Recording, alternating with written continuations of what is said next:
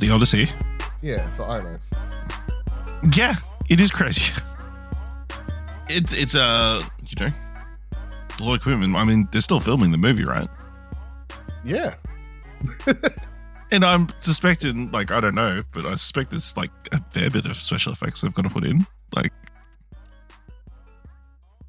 I don't know. Yeah. I reckon. I mean, I'm pretty sure Nolan hits his deadlines pretty well, accurately, but Yeah, I feel like he has. Seems like a pretty bold decision. But also, I mean, you stake a claim. Like, we're going to sell out this. At least you know ahead of time how many theaters they're going to need to sell, how much demand there is. And then so neither movie is going to swoop in and try and get those IMAX screens, you know? Yeah, what it was making me think about is, so you know how like video games, they love pre-orders and wish lists and stuff because then they get an idea of the success, the potential success, you know. But I mean, you do often, you know, you see those ads, but I think it's more of an American thing where it's like, you know, they'll put out the 30-second TV teasers that's like, you know, a month out or whatever. Yeah, Fantastic Four, book your tickets now. Tickets are on sale now, yeah. Tickets on sale now. But have you ever like seen something like that and gone, man, I better buy my tickets now? Yeah, years ago before you get into press screenings, but you still wouldn't be like, better buy my tickets now. Yeah, exactly. So I do feel like that's more of an American thing. But I mean, the IMAX thing's fine. I'm just looking now at the so the Melbourne IMAX one 100% sold out. Hold on, let's check. Oh, actually, no, they're not having it in Sydney. Sydney's still not going. So it's only Melbourne. Yeah, so they've got 1, 2, 3. It's just 4 screenings they put up. Thursday, July 16th, then Friday, Saturday, Sunday. I think just one a night. I can't remember which one I even managed to get, to be honest. I think it was Thursday. I don't know. It was whatever one was available. Hold on. Let's check.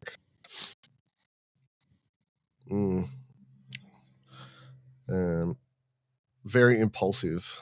Yeah, sounded like it. However, I'm an impulsive person, to be honest. Thursday, 11 a.m. First screening in the world, I reckon. Other than probably premiere or something like that. Fucking 11 a.m. on Thursday. Yep. And it's the 1570 the largest resolution thing. So it's the same as Dunkirk and did you do it for, was it in Dunkirk and Oppenheimer? Wasn't that the whole thing? Yeah. So it's that massive fuck off sized roll of film. So that's good. Get to see that as well. So I'll be honest, I don't know how much larger a screen space can be delivered. Like normal IMAX is big. Like yep. So I'll be able to tell you every single follicle of Matt Damon's beard's hair. I think very good. Yeah, but you'll be able to tell if it's a wig or not. Yeah. The other thing that was making me feel like, because quite often I'm like, man, movie industry dying. No one likes to go see movies anymore. No one goes to cinemas. There was something heartwarming about a movie selling out a year in advance. Like, that wasn't a you know, an original movie, not franchise related. Yeah. You know? So I appreciate that. I feel like that's good. I mean, it's interesting just looking at the slate for next year. Like, it comes out on the 17th of July. The week before is Moana, the live action, finally getting released. Oh, yeah. The week after, Evil Dead Burn, which is apparently a movie they're making. Mm-hmm. And then Spider-Man's like the 31st of July. Not really much competition there, so, you know, it's not like there was anything desperately wanting to get those IMAX screens. Maybe it's another thing, like from, you know how sometimes movies end up fighting for the IMAX screens. Maybe they're like, well, fuck it, if we can sell them out a year in advance, no one can come for us. No one's going to. It's like a fucking Oppenheimer against Tom Mission Cruise Impossible. Can't come for us because we booked them. Yeah. Bro. Like whatever your next movie is, you got no fight. I mean, yeah. So it's interesting. Next year, like a lot of spaced out stuff Oh yeah, for now, but we're still For now. But a lot of the big tentpole movies, you already know. You should, but now know the dates.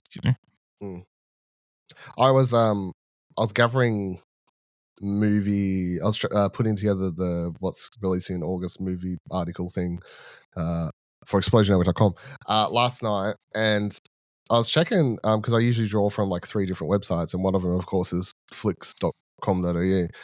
They still have up on their coming soon section that next month Insidious 6 is supposed to release, but that got delayed about 6 months ago. So someone hasn't been updating stuff. Someone hasn't gone in and updated. Yeah, I saw that. It's like Insidious 6, the next Insidious film is set to release. I'm like, no, it's not. They delayed that like 6 months ago by a full year. They were like, no, it's coming out August 2026 now or some shit. So, anyway. All right, my funny, well, my not, I got my not funny and then funny story. Well, maybe they're both funny. Who's to say? So obviously I was sick last week. I'm still slightly recovered. I feel like I got I've just had the cough and like fucking. Mm-hmm. I definitely reckon I had definitely reckon the flu because it's just it killed me, and then the recovery time is never ending. Apparently, Yep.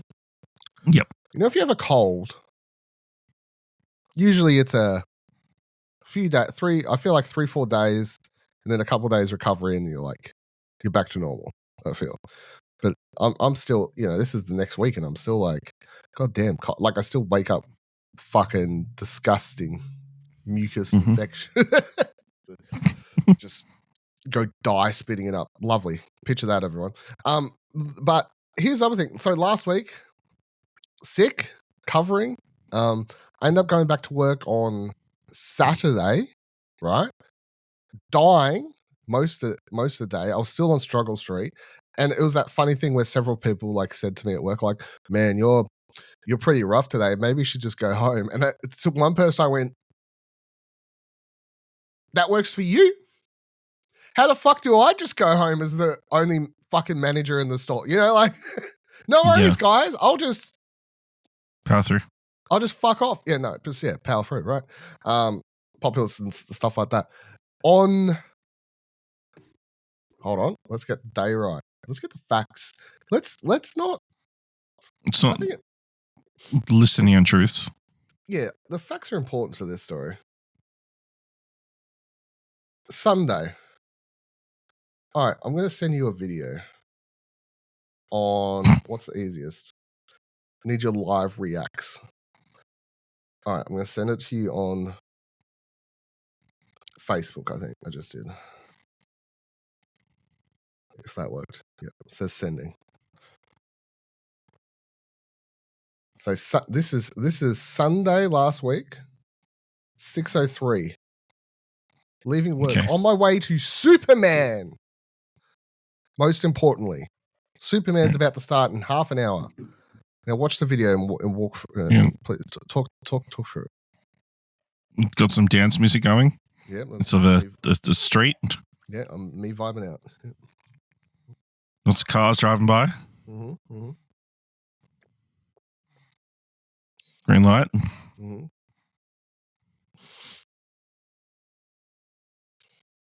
Jesus Christ. What is this dude doing?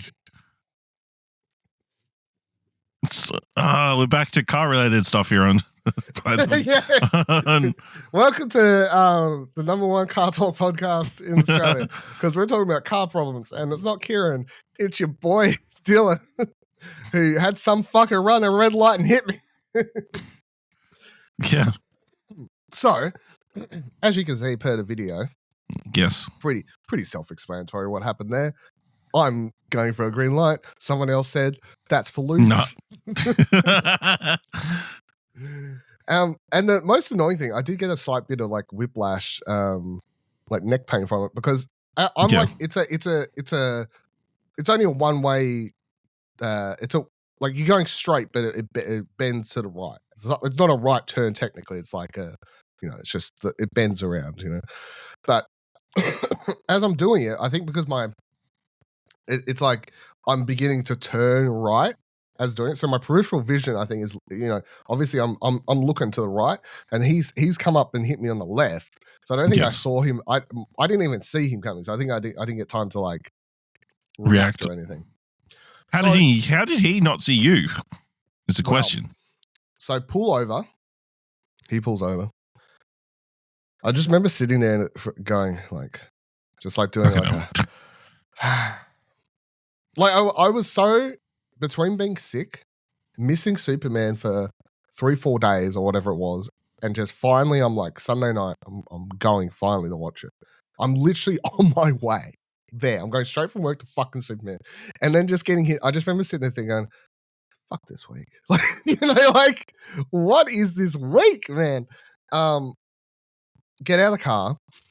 I'll give him. He starts off strong. It quickly takes a turn downhill. Get out of the car. Oh, are you okay? Right? Yeah. Strong. That's nice. Yeah. No, you good? Yeah, good. Didn't you see that you had a red light there? We quickly pivoted away from nice guy to so it's your fault. It's your fucking fault. He was a young kid, some uni kid. Course. Fucking uni kids. Not a name, it's a shame, but yeah. Then starts doing the, well, I think your car's too damaged and neither is mine. And I remember like, yeah. I then go like, didn't sound like that. Didn't sound like there was no damage. I'm trying to, my brain, I remember just is trying to, and I'll admit, my brain was still just like very foggy from being sick, and I think I just had like a lot slower reaction to the. I remember it just going like, "Hold on, so you're telling me you think myself and the big truck next to me that you unfortunately were not pushed into?" Yeah, that would have been the real. Yeah, luckily he was just a little bit in front of me. I was like, "You're telling me that both of us ran the red light?" And my dude goes, "Well, looks that way." At what point did you point out you had a dash cam?